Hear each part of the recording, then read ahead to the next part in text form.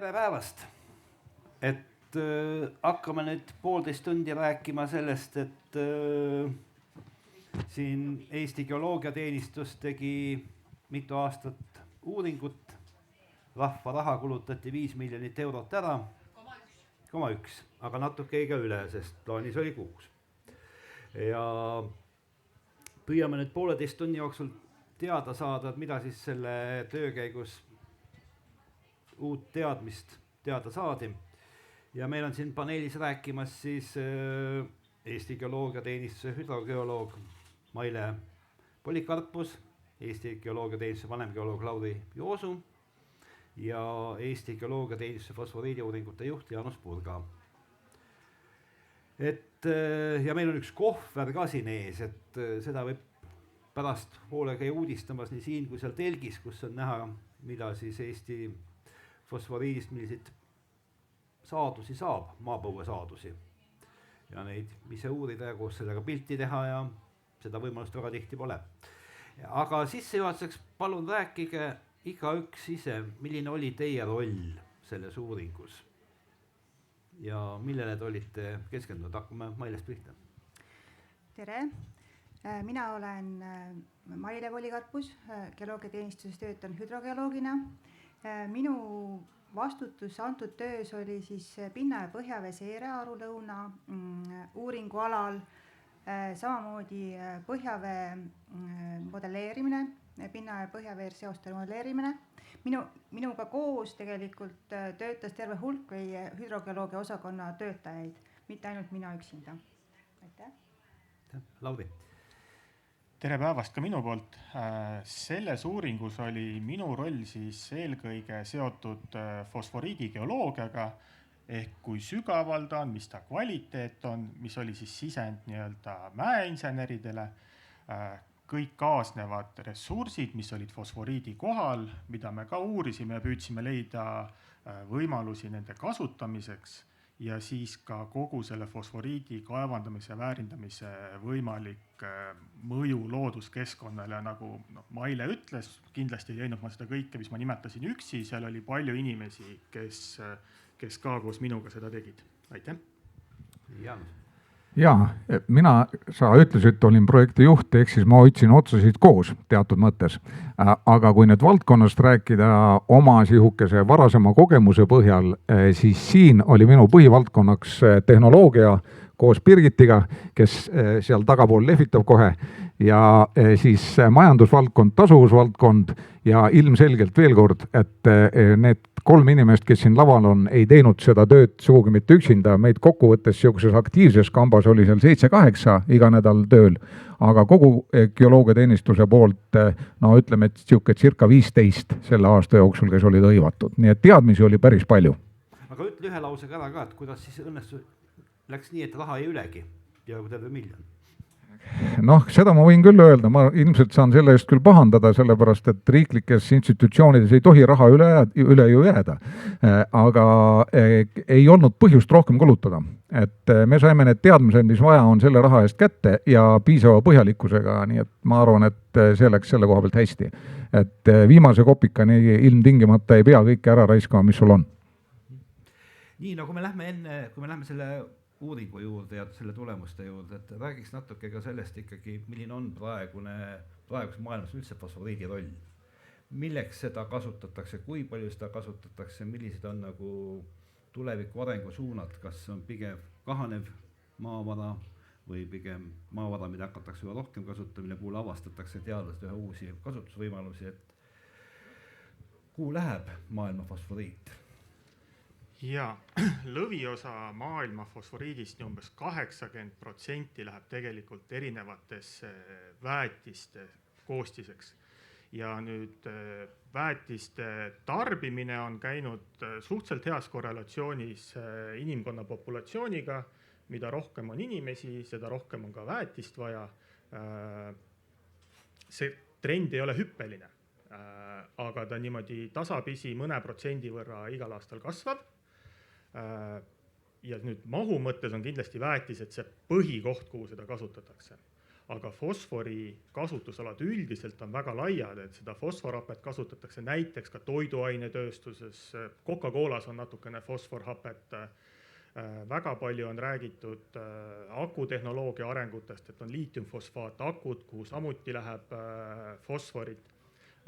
Need on hästi kallid produktid, aga nii-öelda mahu mõttes või tonnina mõõdetud, siis need kogused on oluliselt väiksemad kui on väetiste jaoks ja nad nii ka nähtavas tulevikus jäävad. Ehk siis isegi kui räägitakse, et või need fosforakude või liitiumfosfaatakude kasutamine mitmekordistub, siis kogu fosfori vajadusest on see siiski suhteliselt väike proportsioon.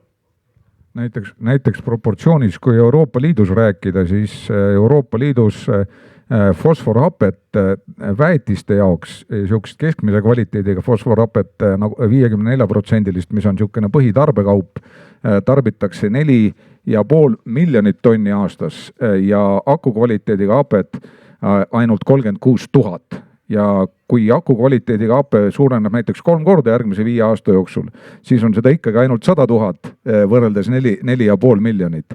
Ja sestap meie valisime ka lõpp-produktiks, mida siis uuringu käigus toota, selle laia tarbe fosforhappe. Sellel on olemas oma hind, turg, sa saad alati seda müüa.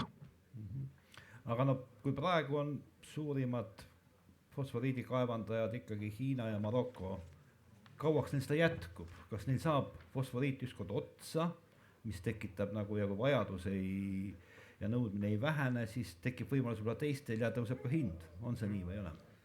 Fosforiidivarud maailmas on tegelikult väga suured. Siin on Ameerika geoloogiateenistus on hinnanud, et fosforiiti võiks jaguda veel 300 aastaks teadaolevate varudega. Aga meeles tuleb pidada, et fosforiit ei ole jaotanud maailma riikide vahel ühtlaselt. Ja kõigist nendest varudest kuskil 2/3 asub Marokos. Et Maroko varud on tõesti väga suured ja sellises mahus, nagu nad täna kaevandavad, nad võivad kaevandada väga pikka aastat. Nüüd maailma suurim fosforiidikaevandaja on tegelikult Hiina, kes lõviosa sellest fosforiidist tarbib ära siseriiklikult, ta ekspordib suhteliselt vähe ja nii-öelda madala lisandväärtusega tooteid ei ekspordi üldse. Ja Hiina fosforiidivarud on oluliselt väiksemad, samas geoloogiliste varudega tuleb alati meeles pidada, et mida rohkem uuritakse, seda rohkem neid ka leitakse. Ehk siis see on klassika. Jah, et ka Hiina fosforiidivarude lähiajalist lõppemist ma küll siinkohal ei prognoosiks.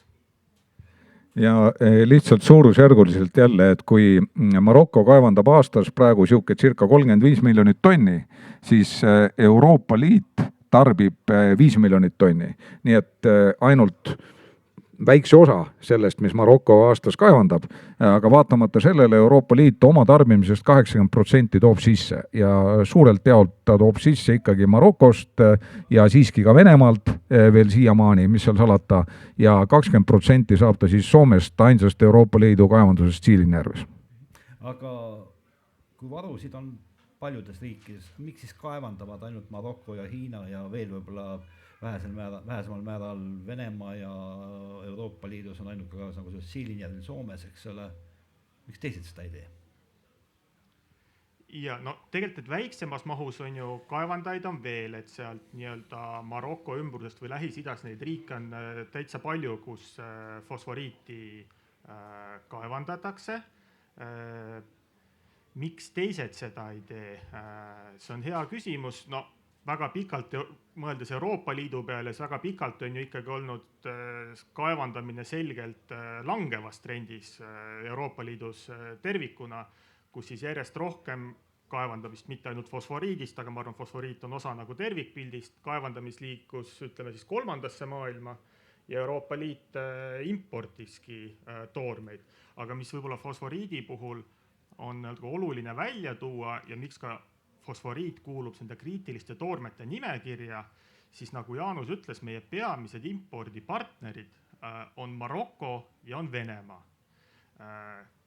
kes võib-olla ei ole kõige usaldusväärsemad partnerid, samas fosforiit on tulenevalt sellest, et on väetiste oluline komponent, kogu põllumajanduses ülioluline. Ehk siis, kui me sealt ei saaks, siis oleks küsimus, et kust me seda siis saame, sest paljud suurriigid, nagu näiteks Hiina, nagu näiteks Ameerika, need ikkagi suure osa oma kaevandatavast fosforiidist tarbivad ise ära. Et ma saan aru, et oht on selles, et kui tekib tõsisem konflikt teise maailmaga, siis Euroopa põllud jäävad kidudaks. Me ei saa saaki enam ühel hetkel. Jah, või me peame seda ostma väga kalli hinna eest. No väetisi me ostame praegugi ju Venemaalt sisse Euroopa Liitu ligi miljardi euro eest aastas, et ka praegusel juhul ja see trend on pigem kasvav. Ja üks meil jäi mainimata enne nendest riikidest, et Ameerika on 3. kohal tegelikult fosforiidi kaevandamisel ja siis ka vastavate toodete tootmisel. Ja nemad on võib-olla enam-vähem ise majandamad selle koha pealt kindlasti ära, aga kui sa küsid, kui piirid kinni ja kui Marokost ei tule, siis me vähemalt peame teadma, kust tuleb ja julgeme väita geoloogiateenistuse poolt, et peale seda tehtud uuringut me teame, kuidas ja kuna ja millisel moel saab seda võtta. Maile, oskad sa rääkida, kuidas on nendes riikides, kus praegu kasutatakse, kaevandatakse fosforiiti, lahendatud keskkonnateemad ja veeteema? Seda puhku on küll veidike raske küsimus, et ma arvan, et see väga palju sõltub ka sellest, millised need keskkonnapoliitika nendes riikides on. Et sellel teemal ma küll kahjuks nüüd pikemat juttu rääkida. Kas nendel on see konkurentsieelis on ka see, et neil ongi see suhtumine keskkonda nagu leebem või lahjem? Teabki? Ma võin kommenteerida Maroko osa nii palju, et põhjaveega on seal lihtne, nad kaevandavad pealpool põhjavee taset, ehk siis on kõrbes. Ja mis puudutab jääkide ladestamist, siis vähemalt mõned aastad tagasi läks see otse Atlandi ookeani. Äärmiselt kuluefektiivne. Jah. No sa Siilinjärve kohta võid ka öelda geoloogiliste tingimuste kohta. Soomes. Just. Kuopio lähedal. Just. See on siis Euroopa Liidu ainus täna töötav fosforiidi kaevandus. Sealsed või nagu geoloogilised tingimused on hoopis teistsugused kui meil, et geoloogiliselt see fosforiit on hoopis teistsugune kui meie fosforiit. Põhjavee osas seal kindlasti vett välja pumbatakse, koguseid ei tea ilmselt oluliselt vähem kui meil, tulenevalt just geoloogilisest iseloomust. Ja ka seal kui meie fosforiit on nagu niisugune suur tekk, mis ulatub üle suure osa Virumaast, siis seal see tekk oleks justkui nöörile kuivama pandud, ehk siis ta on pindalalt suhteliselt väike, aga ulatub hästi sügavale. No nii, sellest sissejuhatavast ringist me saime aru, et fosforiiti saab praegu mujalt, me vajame ilmselt tulevikus veelgi rohkem ja fosforiidist toodetud väetisi, aga oluline on teada, millised on meie enda võimalused, kui tekib see vajadus hakata fosforiiti kasutama. Mida me siis sellest uuringust geoloogilises mõttes kõigepealt teada saime? Miks me te võtsite just eelkõige Toolse Aru-Lõuna uurimisala vaatluse alla, mitte mingi teise piirkonna, Lauri?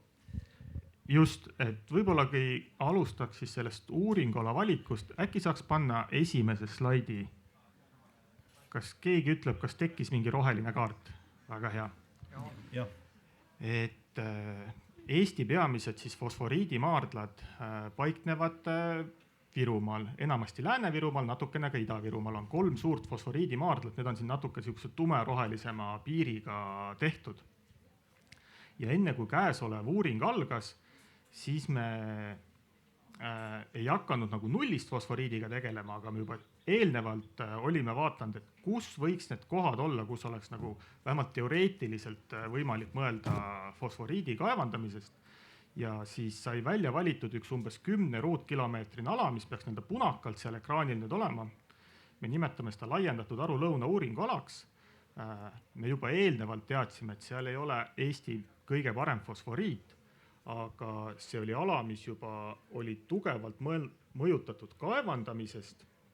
Ehk siis umbes 1/3 sellest alast toimetab praegu Aru-Lõuna lubjakivi karjäär selle ala lõunaosas. Ja Lisaks siis, et seal oli võimalikult minimaalselt, kuskil Eestis ei ole üldse, aga minimaalselt erinevaid kaevandust piiravaid siis nii infrastruktuuri objekte, looduskaitseobjekte, kõike seda. Et sellepärast sai valitud selline uuringuala. Ma siia juurde täpsustan selle, et kui sa ütlesid, et seal ei olnud kõige parem, siis sa pidasid silmas selle toimeaine sisalduse poolest, mitte kõige kõrgema kontsentratsiooniga. Sa ütlesid, et seal ei olnud Eesti kõige parem fosforiit. Et mida see kõige parem tähendab? Okei, jah. Et see kõige parem on siis, mis ma silmas pidasin, üks on siis see, et palju selles kivimis on fosforoksiidi, P2O5 sisaldus ja kui paks see kiht on. Et ideaalis tahaks kaevandada sellises kohas, kus kiht on hästi paks ja toimeaine sisaldus on hästi kõrge. Täpselt nii, kes ei tahaks? Nii, aga mida me siis uut Eesti fosforiidi hingeelu kohta teada saime, et on ju fosforiiti uuritud ka eelmisel sajandil ja fosforiitsel maases ilmselt 20 aastaga või 30 aastaga väga palju muutu. Millist uus teadmist see uuring andis? Jaa, et mis nüüd puudutab puhast geoloogiaalast teadmist, siis kuna see projekt ei hakanud nullist, geoloogianist oli ka varem tegelenud fosforiidi uuringutega ja läbi töötanud selle materjali, mis tehti nõukogude ajal, sest alates kuskil 50-ndatest kuni 1980 aastate lõpuni olid väga intensiivsed fosforiidi uuringud, siis geoloogia mõttes ma ütleks, et selle uuringu käigus toimus teatud detailide täpsustamine.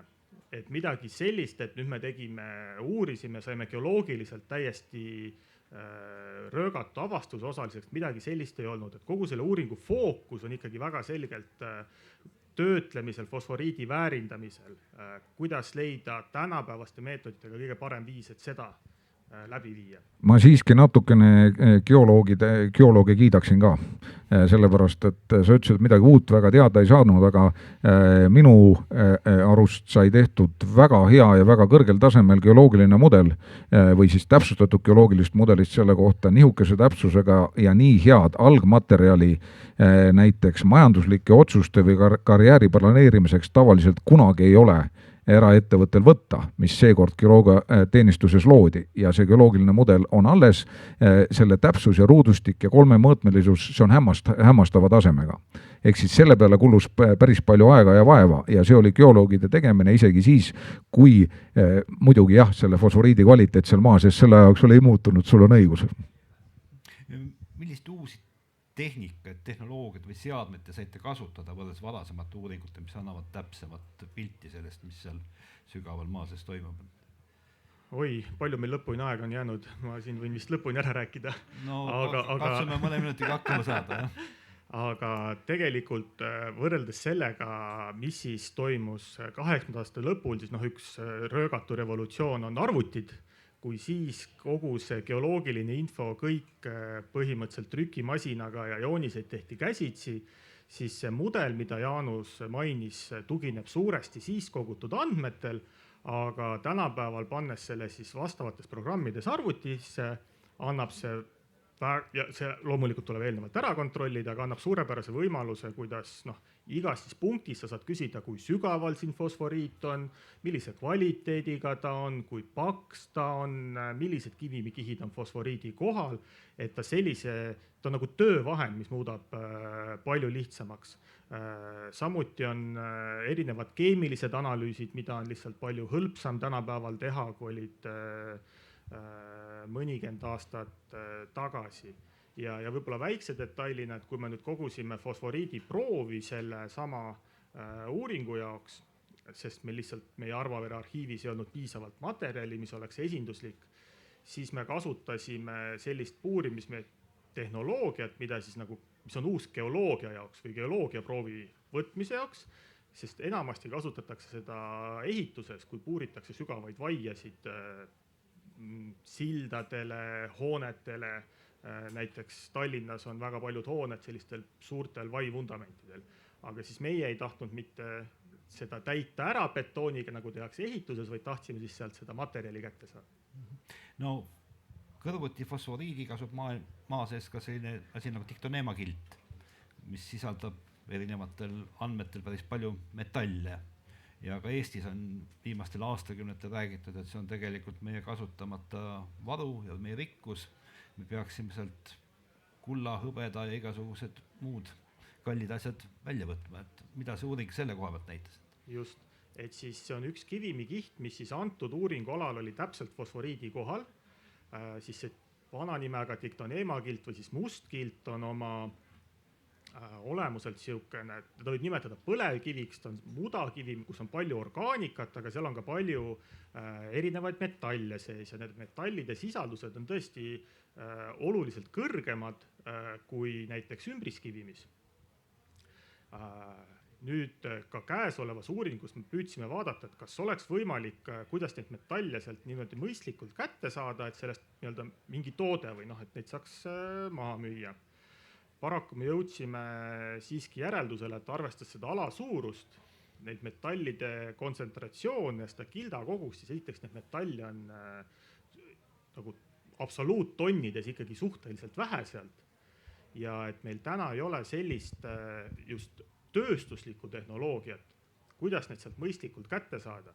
Et see on veel üks valdkond, kus tuleb natuke laboris ja väiksemas skaalas vaeva näha, et jõuda millelegi, mis oleks siis nii-öelda tööstusesse skaleeritav, sest ka üks eesmärk, kuhu me selle projektiga tahtsime jõuda, et kõik asjad, mis me nagu välja pakume, et need on täna tööstuslikult rakendatavad.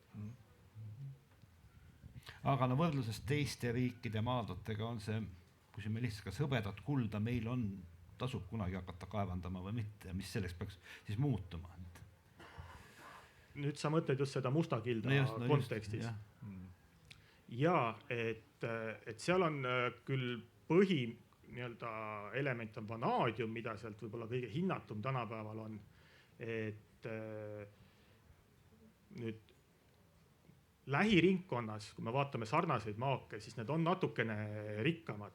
Et mis siis oleks võimalus, kui meil on suhteliselt odav tehnoloogia, et need sealt välja eraldada, mis siis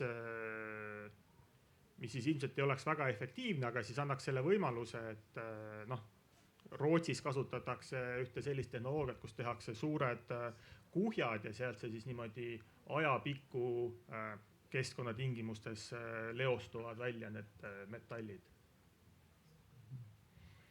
Nii et ühesõnaga me ei pääse selle maagiga eriti maailmaturul, ei ole konkurentsivõimelised väga. Et tänasel päeval on selgelt parema kvaliteediga nii maake kui siis ka mingite muude produktide kaevandusjääke, kust on lihtsam ja odavam toota kui meil. Ehk nii-öelda maakide FIFA edetabelis me oleme seal kaugel. Jah, ilmselt MM-il ei pääseks. Mida veel geoloogina oleks tahtnud teada või on enam see pilt juba nii ilus ja selge ja arusaadav, et ei oskagi nagu rohkem midagi uurida? Kindlasti ei ole pilt lõpuni selge. Alati on asju, mida võiks täpsustada, mida võiks rohkem teada. Nüüd antud fosforiidi uuringu juures samas ma arvan, et kuna päris põhjalikult on ka see nii-öelda varasem andmestik üle käidud, mis siis nõukogude ajal on tehtud ja kuigi siin vahepeal olid teatud kahtlused selle kvaliteedi osas, siis tuleb öelda, et tegelikult suuresti need andmed langesid kokku, et kvaliteet, mis siis tehti, oli täitsa hea. Isegi tollaste vahenditega. Isegi tollaste vahenditega, et selles mõttes au ja kiitus siis tegutsenud uurijatele, aga pigem on nüüd kogu selle fosforiidi võimalike uuringute ja kasutamise osas nagu see raskuskese mäendusel, töötlemisel, et siis kui sealt tulevad nii-öelda täpsustavad küsimused, et siis nagu neid detailsemalt vaadata, sest üks asi, mis me hästi palju räägime, on siin fosfori sisaldus, aga töötlemisel on oluliselt ka paljude teiste elementide sisaldus, kui tera suurused, kaasnevad elemendid ja seal on meil infot tegelikult palju vähem. Ja see võib muutuda väga oluliseks, mida siis geoloogias nii-öelda edasi uurida. Ja sellest oleneb lõpus ka ju tasuvuseks. Absoluutselt. Nii, aga räägime ka sellest, et millist uut teadmist tuli keskkonna seisukohast, et kui me hakkaksime sealsamas Toolse kandis ikkagi fosforiiti kaevandamas, kuidas see mõjuks meie selle piirkonna veelrežiimile, et Maile räägib sellest vast pikemalt ja detailselt ta näitab pilte ka. Et paneks slaidi number 4. Tuli ette. Et põhjavesi teatavasti, kui fosforiit püsib paigal, siis põhjaveel on ikka kombeks liikuda ja et nagu ei saa ühte samma jõkke 2 korda astuda, siis me ei saa ka põhimõtteliselt põhjavette ühe ja sama uuringuga 2 korda astuda, et see põhjavesi, ühesõnaga, mis kui eelmisele fosforiidi uuringu ajal oli, siis oli tegelikult meil ju vee tarbimine kui selline oluliselt suurem, mitte üksnes kaevandus, vaid ka tööstus ja põllumajandus, et Pandivere piirkonnas. Samamoodi on võrreldes nüüd selle eelmise fosforiidi uuringu ajaga Aru-Lõuna karjäär kasvanud 2 korda suuremaks. Tema on mõjutanud seda ümbrust. Nii et nagu meie selline või ütleme veeuuringud ikka on sellised, et nad on nagu samamoodi nagu ilma mõõtmised, et nad on ajast sõltuvad. Seega, et ikka ja jälle teha seiret, pidev seiret on põhjavee puhul sõltumata teemast nagu minu meelest oluline. Ja ka need uuringu tulemused kuluvad ära ka ükskõik millisele teise probleemi lahendamiseks või küsimuse püstitamiseks, mis sellel samal alal võiks olla. Nii et põhilised seda sellist uuemat infot, mida me saime või meie üks sellist eesmärk või küsimus oli, et kuidas olemasolev karjäär, siis Lõuna-Aru-Lubjakivi karjäär ja Kunda jõgi omavahel suhtlevad, oli üks selline küsimus. Et kuivõrd see Aru-Lõuna karjäär on täna, me teame, et läbimõõt on 2 kilomeetrit ja tegelikult augu sügavus on iseenesest juba 20 meetrit, seal pumbatakse põhjavett välja, ta juba mõjutab seda ümbritsevat piirkonda, ta on üpris lähedale nii Toolse jõele või Toolse jõele ta ongi lähedal ja Kunda jõele, siis on eeldus, et võib-olla siis oligi nagu eeldus, et Kunda jõest osa vett siis neeldub põhjavette, et suunduda Aru-Lõuna karjääri poole täna. Selleks meil siis tegime nii vooluhulga mõõtmisi selles Kunda jõe Aru-Lõuna lõigus kui ka siis põhjavee taseme seiret, mille pealt me saame siis just nendest seireandmete pealt järeldada, et kas kaevudes on veetase kas madalamal kui jõe veetase, siis tähendab seda, et liikumine on jõest põhjavette või siis vastupidi. Või kui meil on tõesti tunnised seireandmed, me näeme, kuidas jõe veetase kõigub, kuidas reageerivad kaevude veetasemed sellele kõikumisele.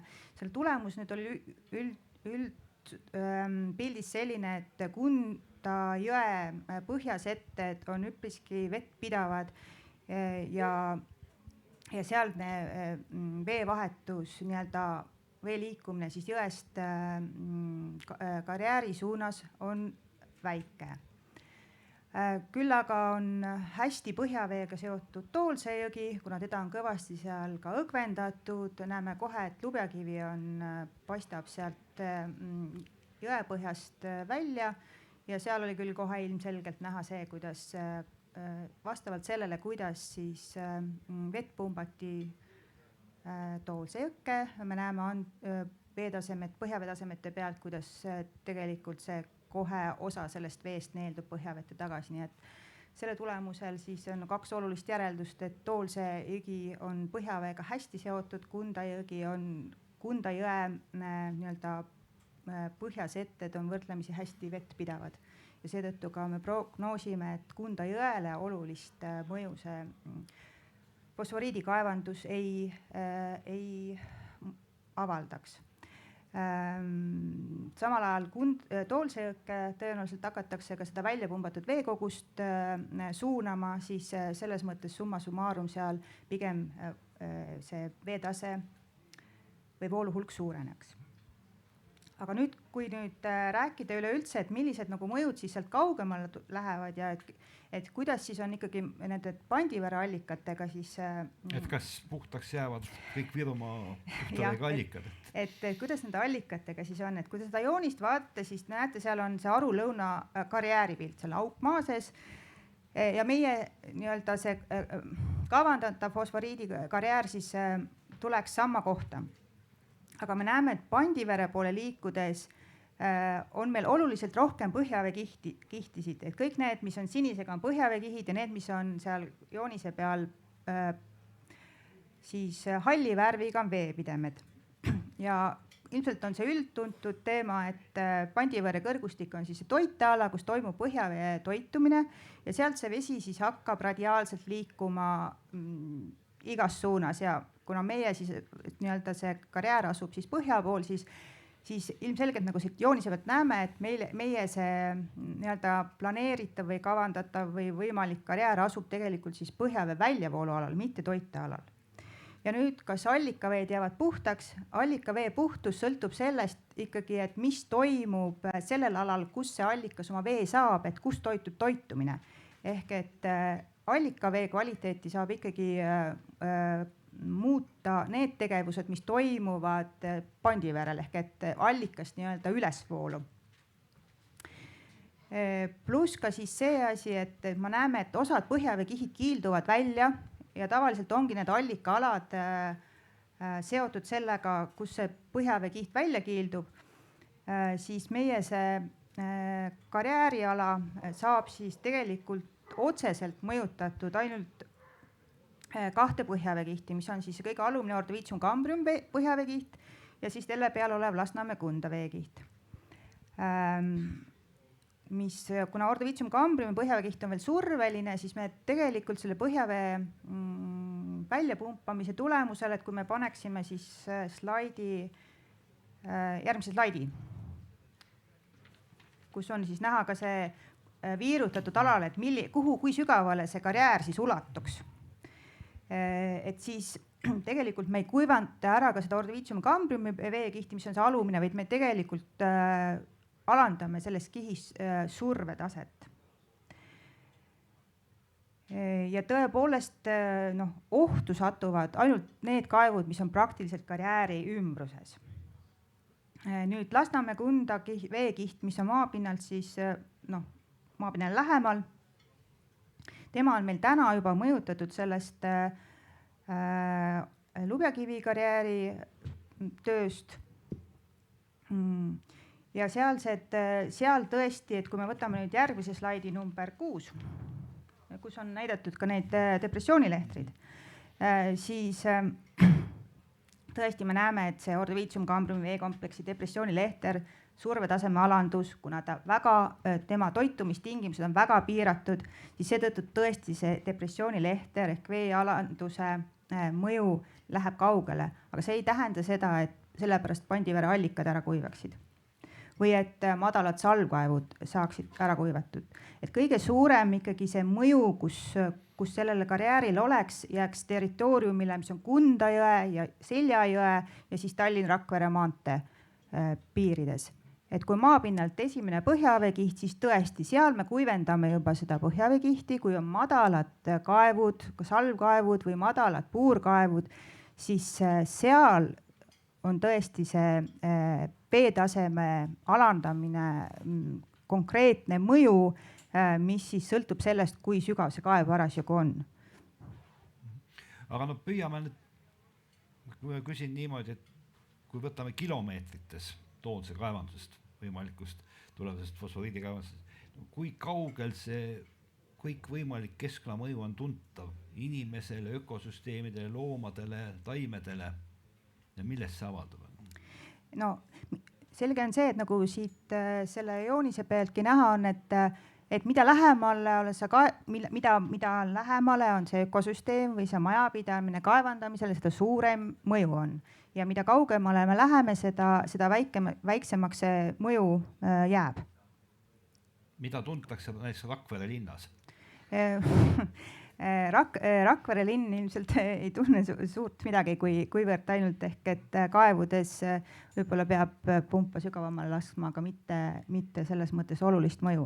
Et ikkagi see Kunda ja Seljajõe vaheline ala on see ala, kus on siis ja jällegi, mida lähemale sa karjäärile oled, seda suurem on mõju ja seal siis ka see kindlasti hakkavad koos mõjuma kõiksugused kraavitused ja see mõju kindlasti on suurem või tuntavam alati, kui on põuased suved, eks ole, et me võtame sealt seda vett ära, kraavitusega juhime kevadel ka selle vee, mis muidu läheks siis põhjavee toiteks kiiresti minema ja sellega siis nii-öelda põuatingimustes kindlasti süveneb see veepuudus ja samamoodi ka siis mõju näiteks ka siis põllumajandusele. Aga ühtegi otseselt sellist, kuivõrd see Kunda soo, mis meil seal on, läheks ka siis nii-öelda kaevanduse või ta jääb selle, kus siis nagu ära kaevandatakse, siis teised ökosüsteemid meil on seotud siis Kunda jõe ja Toolse jõega. Aga kuna Kunda jõgi, eks ole, meil ikkagi suurt mõju talle ei avalda, siis tõenäoliselt sealt suurt mõju ei ole ja Toolse jõkke me saadame siis selle nii-öelda vee, kaevandusvee, mis siis selles mõttes nagu seda vee hulka seal ei vähenda, vaid ikkagi suurendab. Oskate te öelda tänase Eesti seadusandluse puhul, kui palju võtaks aega, et kui sünniks näiteks täna otsus, et me ikkagi hakkame seda kaevandust tegema, siis et läbida kõik etapid, keskkonnamõju hindamised, kui pikk protsess see on? Ei, seda küll sellisel moel prognoosida ei oska, et ma võin öelda tehniliselt, kui palju oleks vaja, aga no tehniliselt näiteks sellest hetkest, kui öeldakse, et on tarvis, mis iganes põhjusel, keegi ei ole seda öelnud, aga kui sa küsid hüpoteetilise küsimuse, siis tehniliselt umbes 2,5 aastat. Et aga see on ainult tehniliselt, see on nagu puht, kui eeldades, et kõik load ja kõik muud asjad on olemas, siis tootmise ja karjääri rajamiseks, sest kui võtta arvesse seadmete valmistamist, tehaste ehitamist, projekteerimist, siukest, ütleme 2,5-3 aastat. Ja ei, mina nii optimistlik ei oleks. See ongi puht tehniliselt. Küsimus on kindlasti KMH protsessi, sest praegu see, mis meie praegu täna tegime, see ei ole KMH. Ehk keskkonnamõju hindamise protsess nagu seaduse mõttes.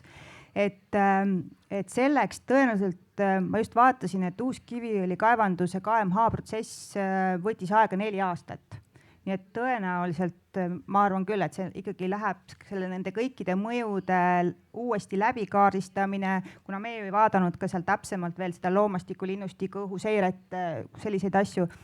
Et selle määrab kindlasti ära see, et kõigepealt tehakse ju KMH uuringuprogramm, seal siis antakse erinevad uuringu objektid, siis et kui palju neil veel vaja aega uuringuks, et jõuda mingisugustele küsimustele vastuse.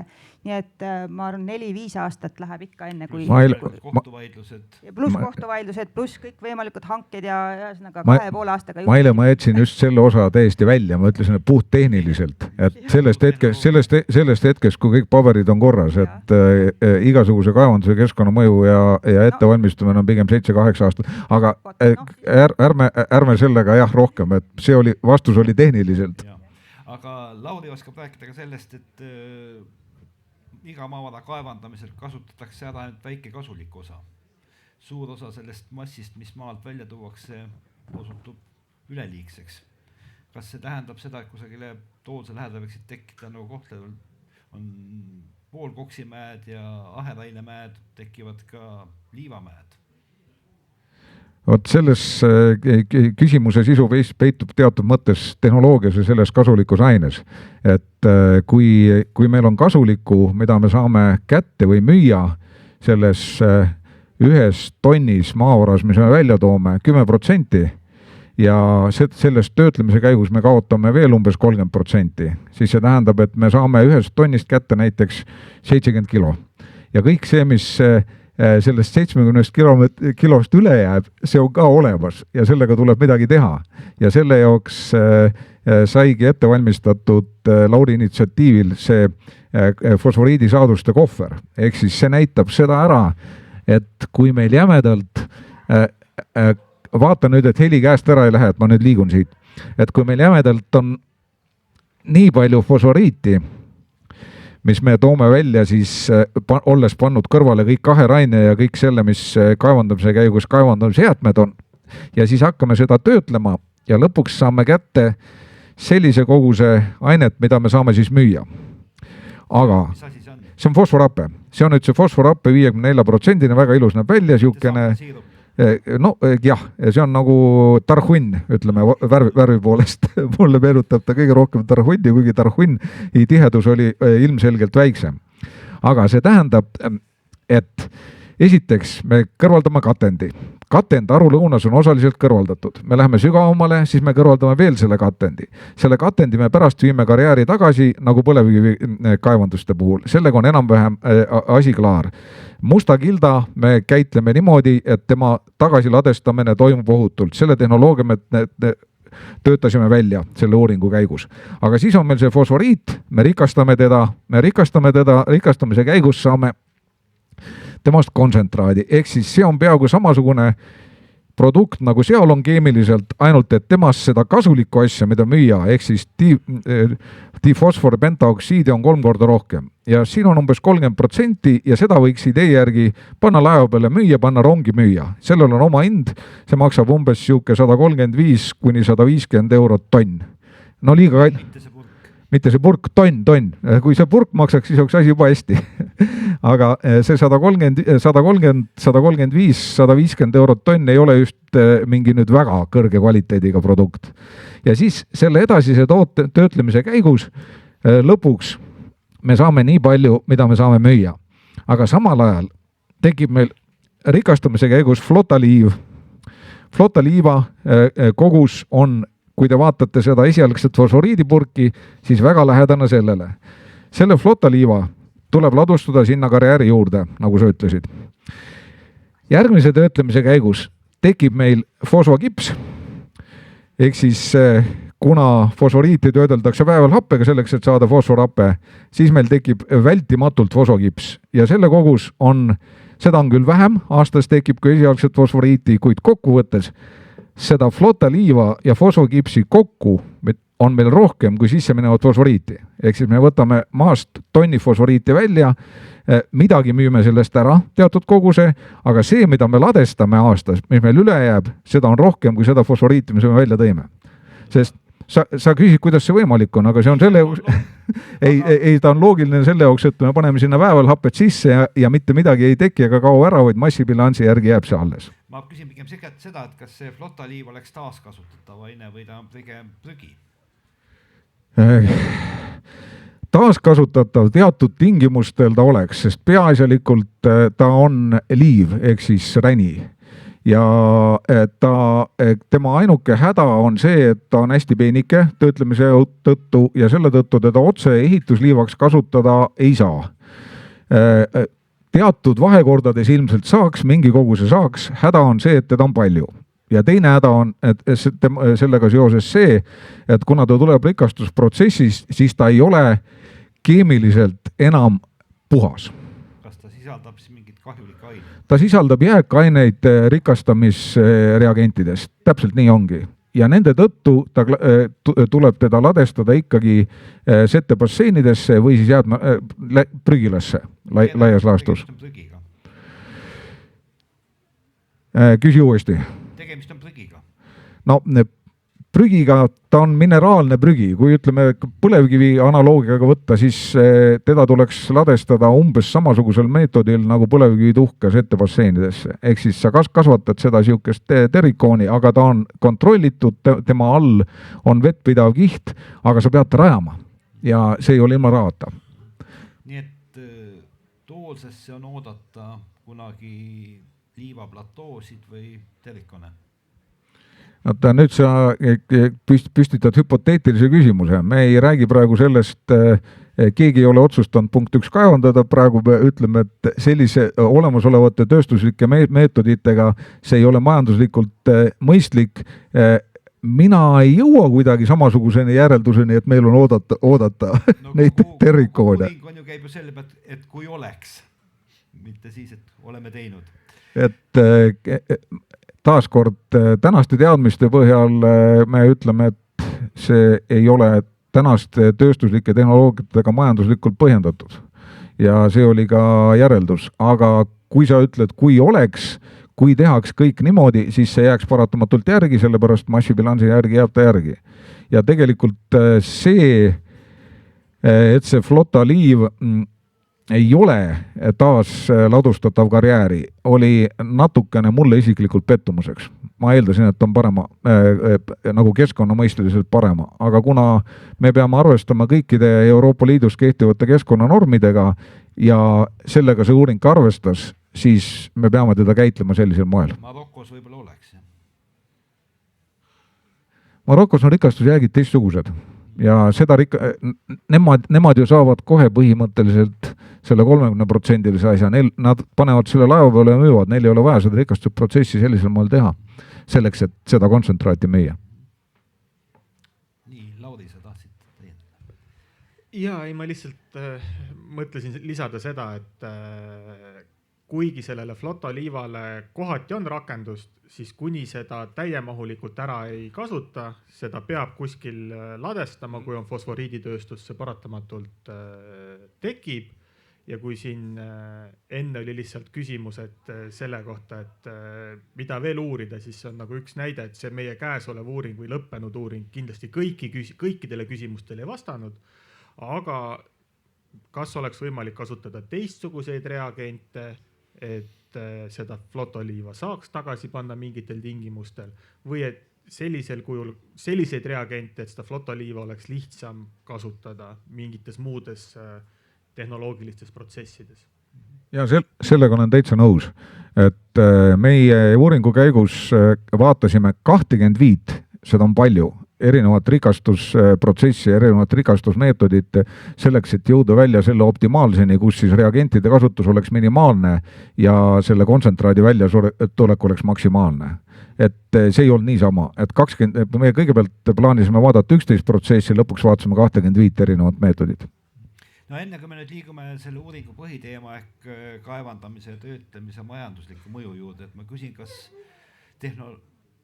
kas keskkonnamõjude ja geoloogia kohta on kellelgi kuulates soov küsida midagi? Ja palun? Ma küsin niimoodi, et kui te väidate ja mis ilmselt on õige, et nõukaaegade teadmine geoloogiast ja keemiast oli suhteliselt adekvaatne. Et sellest suhtes midagi muutunud. Ja siis otsustati, on vaja kaevata ja nüüd otsustati, et ei ole vaja kaevata, et see ei ole kasulik. Kas on selle sama asja pärast, miks me tuulikuid ei ehita ja me paberivabrikuid ei ehita või mis asi see on siis? See, mis Lauri ütles, ma lihtsalt kordan üle, sa ütlesid nõukogu ajal tehtud geoloogilise informatsiooni õigsuse ja täpsuse kohta, et see oli hea. Ja see oli hea ja seda sai ju nendes mudelites arvesse võetud. Aga Lauri ei öelnud kindlasti selle kohta, et need majanduslikult tehtud otsused, mis nõukogudel oli, et need tehti õigesti.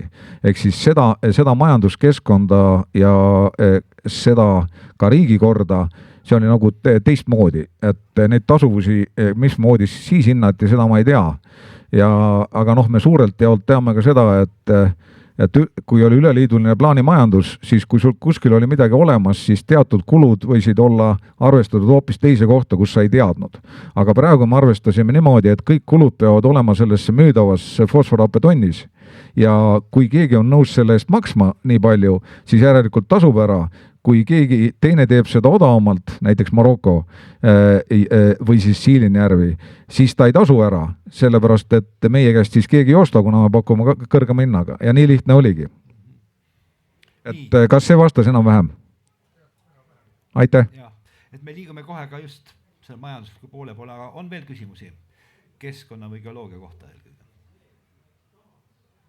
Nii, palun.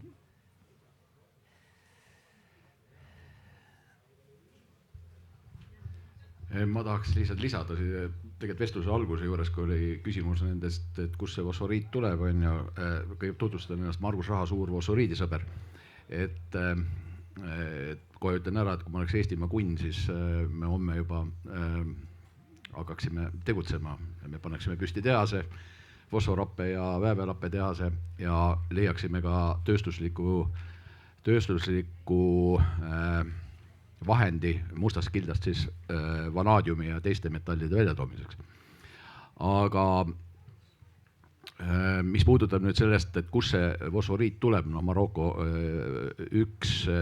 kahjuks Lauri maininud Maroko fosforiidi miinust, et ta on mürgist kaadmiumi sisaldust, mida Eesti fosforiidis praktiliselt ei ole, ja kui näiteks Euroopa Liit üks päev otsustab, et kaadmiumi sisaldus ei tohi olla näiteks üle mingi teatud piiri, siis on 80% Euroopa Liitu sisse toovast fosforiidist langeks ära ja teine asi, mis Jaanus ütles, et miljard ikkagi Venemaalt maksame Euroopa Liitu, see on küll natuke paha asi. Siilinärvi me kaevandame, Siilinärvi fosforiit on 2 korda lahjem kui Eesti oma, tähendab Toolse oma, ma ei räägi Rakvere maardast praegu. Ja siin on nüüd tihti võrreldud ka Eestit, ka Ekspressis ilmus aastaid tagasi pilt, kuidas eestlane läheb kepp paunaga õlal Eesti poolt minema, ütleb, et Eestis tehakse Naurut, nüüd see riik nimetas ennast vist Naoe euroks, ma proovin hääldada seda, mis on umbes Naissaare suurune, tõsi, 80% on üles kaevatud, see oli põhiliselt siis guano ehk linnusitt, mida seal kaevatati. Et ütleme niimoodi, et mis Eesti fosforiidi plussid on ju selle kvaliteet, selles mõttes kvaliteet, ta ei sisalda need mürgised ained, et me praegu küll räägime konkreetsest uuringualast Aru-Lõunast, me räägime Aru-Lõunast, Eesti fosforiidi maard on palju suurem kui Aru-Lõuna või Toolse maard. Et seda nüüd me kindlasti, mis ma tahan öelda, et kindlasti me peame edasi uurima asju. Et riik ei tohi siin praegu nüüd stoppama jääda ja nüüd, mis puudutab Euroopa Liidu regulatsioone, siis kui keegi peaks nüüd tegema strateegilise projekti fosforiidi peale, siis Euroopa Liidu strateegiliste toormete määrus näeb ette, et sel juhul peaks ta saama kaevandamisloa 27 kuuga pluss keskkonnamõjude hindamine. Muidugi, mis pluss kohtuvaidlused või venida ei tea kui kaua. Keskmine maailmapraktika on see, et nullist kaevanduseni läheb umbes 18 aastat. Nii, soovite te kommenteerida keegi? Nii palju soovin, et ka sel juhul, kui see 27 kuud on, see tähendab seda, et ta peaks ikkagi turutingimustes olema tasuv, et see ei tähenda seda, et teda peaks ilmtingimata subsiidiumitega kaevandama. Ja kaadiumi koha pealt nii palju, et tõsi, see kvaliteedi poolest on üks kaadiumi vähene sisaldus on Eesti fosforiidi üks eeliseid, aga me tšekkisime natuke turu pealt ja mitte keegi ei ole nõus sellest hullult kopikat juurde maksma. Et nad vaatavad ikkagi selle toimeaine sisalduse järgi ja ütlevad, ohoo, teil on puhtam, see on väga hea, me võtamegi teie käest, aga juurde küll ei maksa. Nii et praegusel hetkel see veel nii ei ole, aga kui regulatsioon paneb selle paika, et see teist lihtsalt ei saa muuta, siis ongi turg juba teine. Maksudega ikka saab muuta. Ma ütlengi, et näiteks kui sellega pannakse, siis saabki muuta ja siis ongi hind teine. Nii, Jaanus, aga tulles nüüd kaevandamise töötlemise poole, et milliseid variante te üldse kaalusite või analüüsisite nii kaevandamise kui töötlemise puhul, et neid oli ikkagi kümneid? Ütleme, töötlemise puhul vähem, aga kaevandamise puhul rohkem. Nii keeruline ka ei olnud, et loogika sai valitud sellest järgi, et kui sa teed mingisugust tööstust, siis see tööstus ei saa olla liiga tilluke ja ta ei pea olema liiga suur. Aga tööstus planeerides pead sa alati vaatama, et oleks nagu maailma mingi keskmine või sul lähedal maades kuskil asuv keskmine. Sest pikad tööstuspraktika järgi mina võin öelda seda, et kui sa midagi liiga tillukes projekteerid, siis tavaliselt see opereerimiskurud on kõrged ja keegi ei tee sulle siuksi vidinaid, millega seda tillukest tootmist teha. Teed maapoodi. Jah, teed maapoodi, põhimõtteliselt täitsa õige, Erik, et teed maapoodi. Ja sestap me valisime suurusjärgu, et umbes 250 kuni 300 000 tonni aastas peaks olema seda toimeainet, mis me müüme. Ja sealt taandasime välja siis selle peale ja sealt saimegi selle 4,4 miljonit tonni aastas kaevandamismahtu, mis oleks niisugune noh, ütleme Euroopa keskmine või niisuguse keskmise tööstuse suurusega. Egiptuses, Saudi Araabias need tehased ja Marokos, mis praegu ehitatakse, on palju suuremad fosforoopetehased. Aga me vaatasime niisuguse keskmise, et Leedus on umbes sama suur, Belgia tootmine on umbes sama suur, et mingi loogika oleks. Ja sellest lähtuvalt me saime kaevandamistsenaariumiks 4,4 miljonit tonni ja alternatiiviks tegime aastas 4,5 miljonit tonni siis fosforiiti, seda, mida me tööstusse sisse paneme. Ma ei räägi katendist ja kogu kõrvaldatavast mäemassist. Ja alternatiivina vaatasime 2 korda vähem, ehk siis 2,2 miljonit tonni. Ehk siis seal kaevandamise järgi oli meil 2 stsenaariumit. Ja kaevandamiseks karjääriviisiline meetod selle koha peal ütleme peaaegu ainumõeldav, kuna seal karjääriviisiliselt juba kaevandatakse ja fosforiidini jõudmiseks ilmselgelt see on väga selgelt piiritletav ja selle geoloogilise mäemudeliga, mis praegu tehtud sai, oli seda kaevandust ka väga lihtne projekteerida tegelikult. Kui sügav see on? Kui sügav ta karjääripõhjast on ta, ütle mõlemad, karjääripõhjast on ta 20 või 25 oli Kihini? Nüüd selle uuringuala põhjaosas on kuskil 15 meetrit fosforiidini, uuringuala lõunaosas umbes 35 meetrit fosforiidini, aga kuna lõunaosas on ka see tänane Lubjakivi karjäär, siis sealt on kuskil 20 meetrit katendit ära võetud, ehk siis sealt oleks 15 meetrit veel sügavamale vaja minna. Kuna jah, ja ka see tegi seal meie kaevanduse kulud ju natukene odavamaks, kuna osa kaevandamistööd on tehtud. Ja jämedalt, kui sellest uuringuala valikust rääkida, siis see oli valitud enne seda, kui ma Eesti Geoloogiateenistusega liitusin, aga kui vaadates kõiki neid kriteeriumeid, mille järgi see oli valitud, siis see oli ainuõige valik. See põhimõtteliselt niimoodi, et kui seal õnnestub ja tasub ära, siis vaatame edasi. Kui seal ei tasu, siis teised kohad ei ole ilmselgelt paremad. Et see on selle kaevandamise koha pealt, et miks me saime selle 4,4 ja 2,2 miljonit tonni, aga 2 stsenaariumit ainult jah. Aga töötlemise koha pealt sai vaadatud jämedalt 2 protsessi ja kui paneksid slaidi 3, et slaid 3 peal on hästi lihtsustatult väävelhappelise töötlemine, siuke traditsiooniline fosforhappe tootmise skeem, millele vastavad just ka need purgid, mida näidatud sai. Aga me vaatasime alternatiivina ka soolhappelist töötlust ja põhimõte oli selles, et soolhappelise töötluse käigus on võimalik saada selline rikastamisjääk, milles kontsentreeruvad haruldaselt muldmetallid, mille kohta sa just küsisid, et kas ja kuidas me ka kaasnevaid metalle vaatasime. Ja sealt me proovisime neid ka eraldada, aga lühike lõppjäreldus on see, et taas olemasolevate tööstuslike meetoditega seda majanduslikult mõistlik praegusel juhul teha ei ole.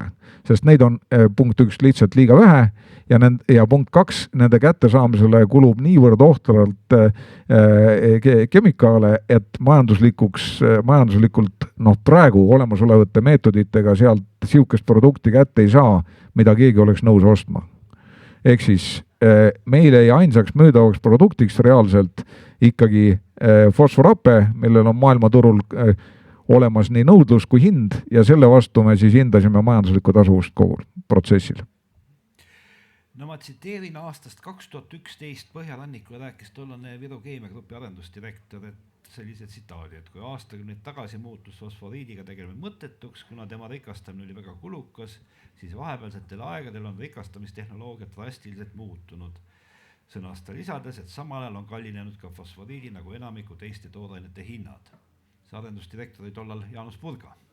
Siis järgnenud 15 aastaga pole ikkagi piisavat muutust toimunud ja pole seda, mis võimaldaks Eesti fosforiiti kasutada. 15 aastat tagasi VKG-s sai sama teemaga tegeletud. Siis oli meil lähtetoormeks Rakvere maardla kivim, fosforiit, kus P2O5 sisaldus oli kõrgem ja jämedalt me jõudsime järelduseni, et ilmselt oleks piiri peal mõistlik teha kontsentraati, aga väetist, mis me siis lõpp-produktina vaatasime, väga hästi ikkagi ei tasuks teha. Et see investeering oli tolle aja mõõtmetes siuke 0,7 miljardit, ja selle tasuvus oli lihtsalt ka tehnoloogiliselt liiga pikk, et pigem oli siin kontsentraadi poole mõte. Aga praegune uuring, kus me vaatasime siis fosforiiti, mille P2O5 sisaldus on 10% juures, siis sellest kontsentraadi tootmine sellisel moel, et saada kätte võimalikult vähe kadusid ja saada võimalikult palju P2O5 kontsentraadis ikkagi kätte, me selle oma hinnaks saaksime praegu kuskil 210-220 eurot tonn, aga müügihind on 135 eurot tonn. Tundub nagu hea business ostjale, aga mitte tootjale. Et kõige parem äri on ju alati see, et sul on alati kliente, kui sa müüd 1 eurot 90 sendiga. See on kõigi kliente on kogu aeg, ainult et omanikud pole väga rõõmsad. Ja see äri ei kesta ka kaua. Jah, eks ta kestab seni, kui subsideeritakse. Aga uuringu kallal asudes, kas te ise nagu lootsite pigem seda, et nii-öelda tasub ära või pigem võitsite püüalt, et hea oleks, kui tasuks, ei pea näppima hakkama puht inimlikult ja Eesti inimestena? Insenerina ja töösturina ma vastan sellele, et kõige paremad teadmised oli soov kätte saada ja nende põhjal adekvaatselt hinnata, et praegune arvamusfestival, et praegu me võime arvata siin, aga need uuringu tulemused ei ole arvamus, see on teadmine ja see teadmine antud hetkel on selline ja see teadmine on piisavalt hea, et tähendab, see on kordades parem geoloogiatunnistuse poolt praegu tehtud, kui mis tahes erafirma oleks teinud, sellepärast, et nii aega kui ressursse oli siin rohkem kasutada. Ja ei saa vist süüdistada ka kallutatuses või huvides? Seda tead sina ajakirjanikuna paremini, et süüdistada võib alati, aga süüdistus on väga lihtne kõrvale lükata, et praegu sai tehtud seda siis ühtepidi teadlaste poole pealt ja teistpidi inseneride ja tehnoloogide poole pealt sellisel moel ja siis majandusteadlaste poole pealt ka, et see on lihtsalt niisugune adekvaatne peegeldus, see on nagu audiitori hinnang. Aga mis peaks maailmas muutuma, et see Eesti fosforiit muutuks tasuvaks? Üks asi, et hind peaks lakke minema, kui hind peaks lakkema, siis mille mõjul või peaks kaevandamise töötlemistehnoloogiates toimuma mingi revolutsioon? Kui sa küsid, mis peaks maailmas muutuma, siis see on väga tõsine küsimus ja võib-olla me ei tahaks, et need asjad juhtuksid. Ehk siis, kui geopoliitiline olukord peaks muutuma näiteks selliseks, et Euroopa piirid on kinni ja me Marokost midagi tuua ei saa, siis selles suletud ringis ja suletud turus asjad muutuvad kohe. Nad muutuvad selle põhiseks, et sa pead kasutama ainult seda, mis sul sees on. Ja ilmselt siis dikteeribki fosforappe ja väetiste hinna kõige odavam Euroopa Liidu tootja.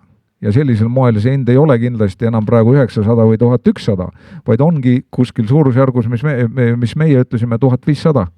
Ja sellega sa oledki konkurentsivõimeline, sellepärast, et sa oled geopoliitiliselt selle turu piiritlenud. Aga kui sa küsid, et kas me tahaksime, et see juhtuks? No me ei tahaks.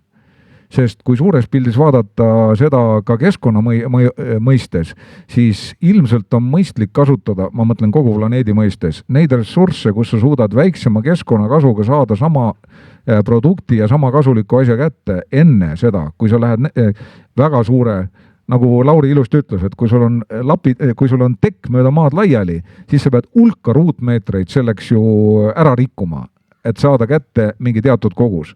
Aga kui sul on see tekk kokku lapitud ja läheb nagu allapoole, siis see ruutmeetrite hulk just nimelt on oluliselt väiksem. Ja Eestis on ruutmeetrid vähem kui Hiinas või Marokos?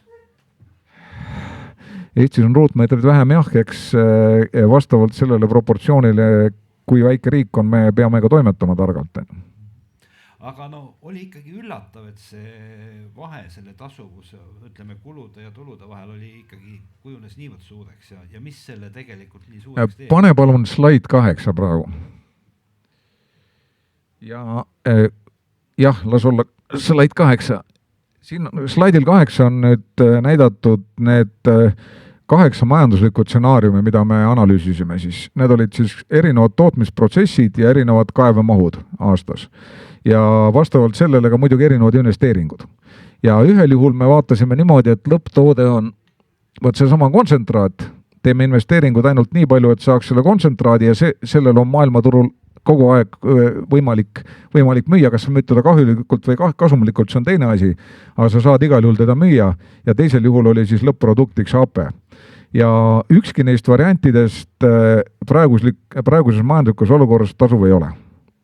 Ükski neist 8 stsenaariumist.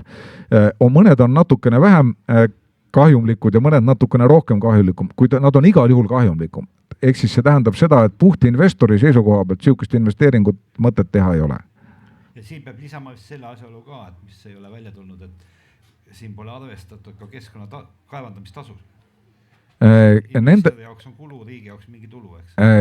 Õigus, et kõigi selle juhul on võetud fosforiidi kaevandamisõiguse tasuks siis tonni kohta 0. Ja samuti ei ole ka ladestustasu fosforiidi jäätmetele, mis paratamatult mingil juhul kindlasti on. Küll on võetud ladustamisega seotud kulud, aga mitte tasu riigile.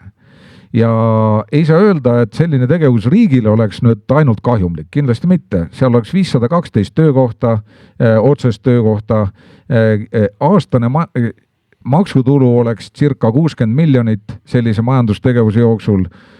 Ekspordibilanss oleks positiivne, ehk siis me viiksime rohkem välja, kui me tooksime sisse tegevusperioodi jooksul. Kaheldamatult need on positiivsed asjad. Keegi peab seal kinni. Aga selleks, et see oleks majanduslikult tasuv, tuleks aastas subsideerida sihukest tegevust umbes 120 miljoniga. Ja 120 miljoniga subsideerides, kui see maksutulu on 60-70 miljonit, võib-olla ei tundu kõige mõistlikum tegevus. Aga seda võib teha, aga siis see peab olema põhjendatud mingisuguse muu ettevõtmisega. Sest teatud tegevusi subsideerimise najal tehakse. Aga see fosforiidimaks oleks sellisel juhul nagu teistpidine. Mitte fosforiidivod, vaid lihtsalt fosforiidimaks. Aga palun nüüd see 9. slaid. Siit pealt on, selle graafiku pealt on nüüd näidata, et missuguse praeguse fosforiidi hinna juures või fosforapi hinna juures, turuhinna juures me vaatasime projekti ja mis juures ta siis antud investeeringute puhul tasuvaks muutuks. Et see vahe on seal umbes 40%. Kui 40% oleks maailmaturu hind kallim ilma geopoliitilist olukorda näiteks muutmata, siis oleks taaskord mõtet sellele asjale samade tööstuslike võimalustega, samade tingimuste juures otsa vaadata. Ja ka samas hind jääb ju kõikuma, eks ole, et tehes investeerimisotsust, mida selle peale ju loota, et äkki hind kunagi tõuseb. See on iga investeerimisotsuse puhul niimoodi, et see on, kui investori seisukoha pealt vaadates, siis ta ikkagi vaatab turuprognoose, eriti commodity turul, sa tead, et see kõigub ja siis see peabki sul pigem marginaal suurem olema.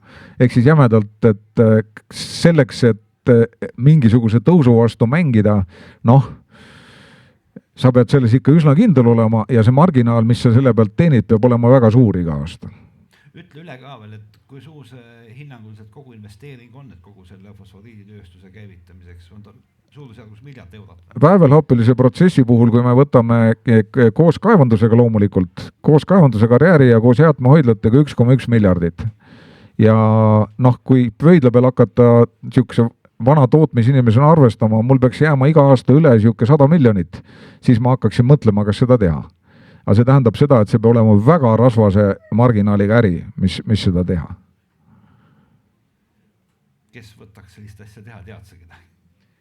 Ei, aga see peaks olema sel juhul, kui see nullpunkt oleks praegu olemas. Aga me oleme nullpunktis praegu allpool. Pane palun see järgmine slaid ka 10. Järgmisel slaidil siis näitab seda, et kui täpselt analoogsetel mäetingimustel, täpselt analoogsetel töötlemistel tingimustel sisse mineva fosforiidi kvaliteet oleks parem, mitte 10%, vaid 14%, siis me jõuaksime täpselt samamoodi selle murdepunktini ehk siis nulli. No ma küsin kokkuvõtteks ikkagi, et mis teie arvates kuidas me hindame fosforiiti? On ta Eesti rahvuslik rikkus või lihtsalt üks maa sees olev kivi, millega pole suurt midagi peale hakata? Mida Maile arvab? Raske küsimus. Mina Põhjavee inimesena ei saa kuidagi mööda vaadata, aga ikkagi sellest võimalikest põhjavee mõjudest, on ju. Et selle osa pealt minu poolest võiks tegelikult sinna maa sisse jääda, niikaua kui me ei ole seda mõjusid ütleme, et Aru-Lõunas ei ole see nüüd suur probleem, aga kui me vaataksime kuhugi sinna ikka Pandivere poole, et siis seal kindlasti on see, niikaua kui me selle põhjaveega ei oska midagi või teda niimoodi kaitsta või et seda investeerida sinna piisavalt palju, et seda depressioonilehtrit sinna ei tekiks, siis niikaua minu poolest võiks ta ikkagi olla seal maa sees. Lauri. Ma arvan, et on justkui niisugune laegas, mille sees võib olla palju väärtuslikku, aga kuni me ei tea täpselt, kuidas seda kõike mõistlikult kätte saada, ütleme, et meil see võti nagu justkui kadunud on või pole suutnud õiget võtit teha. Et senikaua on lihtsalt kivi maa sees, aga me ei tea, mis toob tulevik ja võib-olla 10 või 20 aasta pärast on olukord hoopis teistsugune. Mis peab selleks muutuma?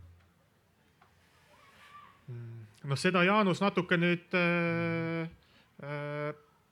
avas sealt pealt, et põhimõtteliselt fosforit on meil inimkonnana kindlasti vaja ka tulevikus, kuni on paremaid kohti, kus seda kaevandada, kuni me oleme kindlad, et me seda sealt kätte saame, siis ei ole Eesti fosforiidi järele minekuga vaja rapsida. Aga kui ühel hetkel väetised ja väetisteks vajaliku fosforiit millegipärast Euroopa Liitu ei jõua ja me peame kas Euroopa Liiduna või mõne muu riikide organisatsioonina suutma ise toimida, siis väetisi on kindlasti vaja, toitu tahame me kõik. Jaanus, mis sa arvad? Noh, võttes kokku selle nii, et fosforiit praeguse uuringu tulemusena on ju soovitav hinnata strateegiliseks maavaraks. Ja strateegiline maavara tähendab mitte seda, mida sa hakkad kohe kasutama, vaid see tähendab seda, et see on sul strateegiliselt olemas. Sa tead, mis sellega teha ja sa tead ka seda, et millised on kriteeriumid, millal sul seda võib vaja minna. Aga mõne strateegilise asjaga on ka niimoodi, et parem kui sinu eluajal seda üldse ei juhtu, et sul on lihtsalt tagataskus mingisugune asi olemas, sa oled väga kindel selle peale. Ja meie uuring ju lõppes ka sellega, et me vaatasime, et kuidas on võimalik seda teha Euroopas saadaolevate tehnoloogiatega, Euroopas valmistavate seadmetega, ka sellisel moel, et me ei sõltuks nii tehnoloogia või näiteks ütleme mingi kiibi või mingi sihukese äri puhul, et me ei suuda seda lihtsalt püsti panna, kui vaja on. Kõik see on tehtav Euroopa Liidust saadaoleva nii inseneri-teadmistega kui masinatega. Aga strateegiliselt jah, mõnikord on niimoodi, et selle kindluse, et sul on strateegiliselt midagi olemas, annab mingisugune, kui nüüd võtta Lauri analoog, annab mingisugune laegas või võtmega suletud karp, metallkarp, mis on mul kuskil riiete all peidus kapis. Aga annaks jumal, et ma seda kunagi lahti ei tee, sellepärast, et seni, kui ma seda lahti ei tee, seni me elame hästi ilmselt. Aga puht tehnoloogia insenerina ma ütlen seda, et innovatsiooni ei saa alahinnata ja kui tulevad just kasutuse koha pealt huvitavamad ja täpsemad ja paremad lahendused, mida me täna ei tea ja mida täna tööstuslikult ei ole, seda ma julgen öelda, siis tehnoloogina insenerina alati tuleks sellele otsa vaadata ja siin toetan ka Margus Raha, et kui riigil on olemas ja Kliimaministeerium, et strateegiline ressurss, siis lihtsalt selle peale nagu magama jääda ei ole mõtet. Sa kogu aeg pead natukene otsustama ära, et missuguse intervalliga sa neid teadmisi uuendad ja mis sa sellega ette võtad. Aga mis sellega ette võtta, sellest tegelikult räägib järgmine paneel. Ja hea on see, et ju teada, et ega Eesti fosforiit seal pahaks ei lähe. Ei, pahaks ta ei lähe, see on ka hea teada. See on see metallkarp, et kui mul on seal see tsaariaegne kuldmünt ja ta on kenasti lukustatud ja ta on seal kapis sukkade sokkide all peidus, siis ega ta halvaks ei lähe. Aga ma küsin veel, et selle uuringu käigus toodi välja siis umbes 28 tonni fosforiiti, see on umbes pool vagunit. Mis sellest nüüd edasi saab? Osa on ära uuritud, kusagil on seda veel alles, natuke on siin. Kas seda saab viia kuskile kaevandusmuuseumisse, Eesti Rahva Muuseumisse, mõni väike hunnik kusagile veel, olete mõelnud selle peale? ja et tänaseks meil on 17 tonni seda materjali meie Arbavere uurimiskeskuses alles. Kuhu ülejäänud 11 sai lahustus ära või? Seda kasutati nende samades katsetes siin uuringu käigus suur osa, et me saatsime need laboritesse ja sealt sellest samast fosforiidist siis tekkis ka see flotoliiv näiteks ja see kips, mis meil siin kohvris. Aga see, mis nii-öelda vaja ei läinud, seda me hoiame Arbaveres ilusti alles ja kui on nii-öelda soove uurida, kas meil või mõne ülikoolidel Eestis tulevad uued mõtted, ideed ja tehnoloogiad, mida katsetada, siis meil see algmaterjal on justkui olemas sellest uuringualast, et me ei pea minema uuesti seda tooma, vaid me saame teha siis katseid samast materjalist võrreldaval baasil ja siis võrrelda nende tulemustega, mis siis on nüüd valmis saanud ja aruannetes kirjas. Ja natuke sulle täienduseks ka, et meil on olemas ka katsetest saadud kõrvaleproduktid ja jääkproduktid, et kui on häid ideid, kuidas selle fosfokipsiga edasi tegeleda, kuidas tegeleda flotaliivaga edasi, siis ka see on väga teretulnud. Ja meil on need näidised ka olemas, mida saab kasutada. Jah, aga tänud teile rääkimast, tänud kuulamast. Veidi ajast on jälle lähevad fosforiidi jutud edasi ja tuleb teemaks siis mida veel uurida, saan õigesti aru? Jah, mis ja kuidas tulevikus, täpselt nii. Aitäh sulle, Erik! Aitäh! Aitäh!